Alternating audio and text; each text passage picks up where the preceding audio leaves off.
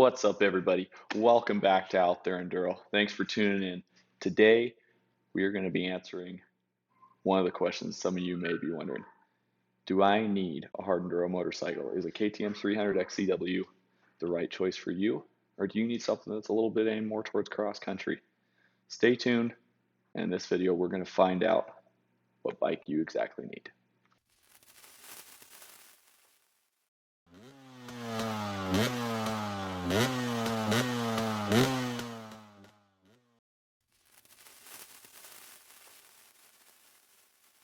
So this is my 2023 KTM 300 XCW. It's got about 60 hours on it right now. And in those 60 hours that I've owned it, it's been flawless. It hasn't had any major problems. It's been really reliable, and it's a really fun bike for me to ride. Now looking back on it, I'm not so sure I would have gotten this bike if I could have redone it all over. But it has worked very well for the most part for being my first off-road bike. I rode motocross prior to this, and it's just a different animal. Off-road bikes are totally different than motocross bikes. I'll kind of explain that in some of the later points of this video. But overall, this has been a great bike. It is a TPI model, so I can't speak as far as TBIs. I haven't had any experience with them, but I do know from what videos I've watched and everything, I can kind of tell you, differences and whatnot there. So without further ado, let's jump into that first point. So the first thing I'm going to talk about is suspension. The suspension on the XCW versus something like an XC. And what I'm going to mainly be comparing this bike to is something like an XC, which is the cross-country model, or the SX, which is a motocross model. So starting out with the suspension, this has the WP Explore front fork and a PDS rear shock, which is a linkageless rear suspension. So with that linkageless suspension, what it does is it essentially gives you more ground clearance. You don't have that linkage hanging out under the bike, and it gives you a little more ground clearance for going over rocks and obstacles. Now, where the PDS suspension, as far as the rear, isn't as good as its speed. As the speeds pick up, it can tend to feel a little unsettled. Sometimes it can kick a little if you hit off, kind of a sharp edge or something. I've noticed it'll kick on you sometimes, kind of throw the bike to the side, which can be less than desired when you're going at a high rate of speed. The front forks on this bike are designed for a slower speed. This is a hard enduro motorcycle, and this is something I didn't fully understand when I got this bike. They're designed for slow speeds. They're not designed to go fast like a motocross bike, hitting hard abrupt edges, hitting hard hits at speed. They're very soft.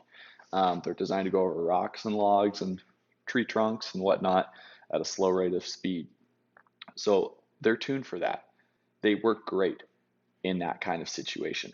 Going slow, the chassis is tuned for that as well. The chassis on this bike, compared to, from what I've heard, compared to newer models, 2024 plus XCWs, this is a very compliant chassis. It absorbs a lot of impact, and you could feel that when you ride it. It's very smooth. The newer ones aren't quite as compliant, but compared to a motocross bike, they're still going to be compliant. The front fork is just soft, and that's one of my biggest complaints with this bike. As the speeds pick up, if you do any sort of cross country, it starts to wallow, it starts to dive. Your front end can feel slightly vague due to it being so soft. And that really is my main gripe with the suspension on this bike. But I will say, when I go to different riding areas that are more single track and I'm going slower, this bike excels going slow. I don't feel really a need to change it. If I was going to be doing more cross country style, faster riding, I would need to get this done. It would just need to be changed. It's too soft. It's not something you could ride at a competition pace, or even I would say if you're a faster rider, just out having fun, it's annoying after a while riding something so soft. It doesn't hold up. It handles kind of poorly at speed, I would say. But that's where something like an XC, they have stiffer suspension, and they also have a linkage rear suspension system, which is better at speed. So that's what they're designed for. So that's something to keep in mind if you're comparing these two bikes. Suspension, they're much different in that department. And to be honest with you, an XC would probably work pretty well on, if you're not doing super gnarly hard enduro, really technical stuff, the suspension is going to be just fine for that. These really are specialized for hard enduro. That's what they're built for. And if you're not doing that, they kind of tend to lack in other areas. The next thing to bring up is engine characteristics. How does this engine feel compared to something like motocross bike or cross country bike? How are its power characteristics? Is it aggressive? Is it smooth? This engine, now keep in mind this is a TPI, and I've heard the TBIs are more like a carbureted bike as far as throttle response. This bike is extremely smooth off the bottom. It will still pull, but it's a very smooth, controllable pull, and they do that in order to keep traction at the rear wheel. You want this bike to have traction everywhere in a hard enduro situation, or everywhere that you can, because of all the different terrains and some of the extreme slopes and inclines you could be going up. So you want it to be very smooth. You don't want this abrupt kick of power all at once, which is going to cause you to break traction unless you're doing some serious clutch work. So this engine's very smooth. It's very mild. Is it slow? No, this is not a slow motorcycle. I would not say that about it at all. It still makes 50 horsepower. It's still a fast bike, but the way it delivers that is very smooth. It's not abrupt. Now, it starts to open up. It pulls a little harder on top, but it's still not as aggressive as something like an XC or an SX. It just doesn't have that hit. Now, carbureted models, and from what I've heard, TBI models, have a little bit more hit to them. And that's just due to the way they're tuned and due to the different injection systems, how the fuel is directed into the cylinder and the crankcase. So this bike is very mild. It's very smooth. Good for beginners. If you're a rider and you're trying to decide between this or something else, and you're not super comfortable with high horsepower bikes, this would be a perfect choice. It's still powerful. It's still very fast, but it's not as uncontrollable as something that's more geared towards racing a faster pace. So I think it would be good in that aspect. Or if you're trying to ride a bike that's not going to tire you out as bad, this bike won't tire you out as bad. It's very, very mild and easy to control. The next point that we're going to talk about is the transmissions, the differences between an XCW and an XC. Now back in, I believe it was 2019, the XCW was all new for that year, for the 300. And I believe the XC was as well. It might have been 2020. But in that era, these two bikes had different ratios for the transmissions. The XCW had a wide ratio transmission. That means an ultra low first gear and a high sixth gear that was basically an overdrive for cruising down the road. This bike will do 60 miles an hour at about quarter throttle, just cruising. It's really nice for fire roads when you're trying to get somewhere in a hurry and you don't want the bike to be winding out. It saves fuel as well. Now, the XCs did not have this wide ratio transmission back in that time. Nowadays, 2024 and up, actually, it would be 23 for the XC, 2024 and up for the XCW. Those have the same transmission. The only difference there is the gearing on your sprockets. They're different there. And it's to give more power at lower speeds. For the XCW, they changed it. And the XC is geared more towards higher speed and going fast. So if you're looking at a newer one, these two bikes, the XC and the XCW, will have the exact same transmission in them. There's no difference. However, if you're looking at a TPI model of both, they will have different ratio transmission, and that is something to keep in mind. I really like that low first gear. It comes in really handy sometimes, and that high sixth gear, but it's all personal preference and what you need for your riding style. The next point I want to talk about is extras. So the differences between something like an XCW and an XC or an SX is the XCW has lights. It's got one on the front, it's got one on the rear, it's got a brake light. It also has oil injection. Now, TPI era XCs had oil injection. The SX never had oil injection, but the XC used to have oil injection, but they deleted it in 2023 when they went to a TBI setup. So the only one that has oil injection anymore is the XCW, which is nice. You know, you're cruising down a road on trail or whatever, and you can pull off into a local town, fill up with fuel, not worry about oil, and head back out into the mountains. A downside to the oil injection is the oil pumps are expensive. KTM recommends replacement every 80 hours, which not everybody does, but it is recommended to do it at every rebuild, and they're about $150. That's almost as much as a piston and rings. So you're basically putting piston and rings, and you're putting almost another piston and rings worth of money into another oil pump if you replace it every time you rebuild the bike, which is something I'm not a huge fan of. I'm probably going to delete the oil injection on this bike at some point, but as of right now, it's oil injected and it probably will remain that way for a while. So if you're looking for simplicity, reliability, possibly, if these oil pumps do fail, keep in mind your engine will fail. They don't fail very often, but it could happen. Premix is reliable. You know it's always going to be. You know it's always right. As long as you're mixing it right, it's right.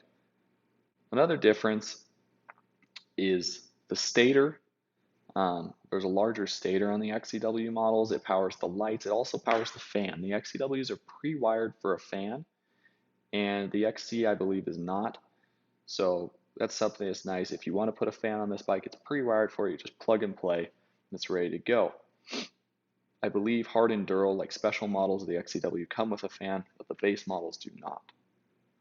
So that's about it as far as extras go. I think they both come with hand guards. I'm not sure if the XC comes with skid plates or not, but I know this bike did come with a skid plate. A lot of this stuff is aftermarket on this bike. But as far as the big things go, that's about all we have there. So we've made it to the end of all those points, and now it's time for my final opinion on this bike. How does it work as an everyday motorcycle for me? And I use it all around. It goes cross country, it does hard enduro with me. I would not take it on motocross track, I never have. I don't think it would do very well there with how soft the suspension is. But my opinion on it is I think this is an amazing motorcycle for what it was designed for. It was designed for hard enduro. It's made for that, solely for that. It does very well in that kind of situation. Fortunately, I'm going to be moving to an area that is a little more hard enduro oriented. Where I am right now is more cross country oriented. There's not as much hard enduro, it's more faster riding. So I'm not a huge fan of it out here. However, if you live in an area where you hardly ride hard enduro, or the most technical you'll get is a few boulders in the trails, you know, maybe a couple little trees, I would personally, I would steer you away from this bike. I would tell you go with an XC, go with even an SX, preferably an XC. Just you get that smaller 18-inch rear wheel, gives you a little more rubber on the tire, you know, and more off-road suspension, off-road oriented. I would stay away from this bike if you're either not a beginner, or if you're a beginner, I would say it's a good bike for you, or you ride hard enduro consistently. If you're not either of those things, I would personally steer you away from this motorcycle. It is a great motorcycle, don't get me wrong. I love this bike. It handles extremely well. It turns well, except as the speed starts to pick up, it feels a little like, you know, coming into corners in the front, but it does turn well. It handles very well. It's an amazing motorcycle. It's very balanced front to rear. The thing I love about this bike, and this is a person, you know, person by person case. Some people like a front end heavy bike. Some people like, you know, a more balanced bike. I personally like a more balanced bike. This bike lifts the front end so easily. If, you know, wherever you want to place it, it just lifts it. It's super light feeling in the front end. My dad has a Beta X trainer. That's a very front end heavy bike. It doesn't like to lift the front end much. It's more planted feeling in the front. This one's lighter. I prefer that. I've done, you know, there's a few upgrades that have been done to this bike. It's got, you know, these hand guards, different levers, you know, the guards on the sides, pipe guards, muffler, lower seat for me, because these bikes are tall. That's something to keep in mind as well. These are tall motorcycles. If you are on the shorter side, I'm 5'11", and this bike can be hard for me to touch the ground on. It's honestly geared more towards people that are 6 foot to 6'2", I think. And it's hard for me to touch the ground. I got this lower enduro engineering seat, and that's helped out a lot. If you are on the shorter side, I would recommend going with something like a Husqvarna. They're a ½ inch lower from the factory than KTM's are, or go with something like a Beta. Those are even lower. And that's just kind of a KTM thing. They are tall bikes, and they feel like big bike. They are big bikes. They feel large when you're riding them. But I personally really like this bike. Like I said, if I was going to keep doing cross country style riding, I would probably sell it and buy something else. But I'm not, so it works well for me. And that's why I'm going to keep it.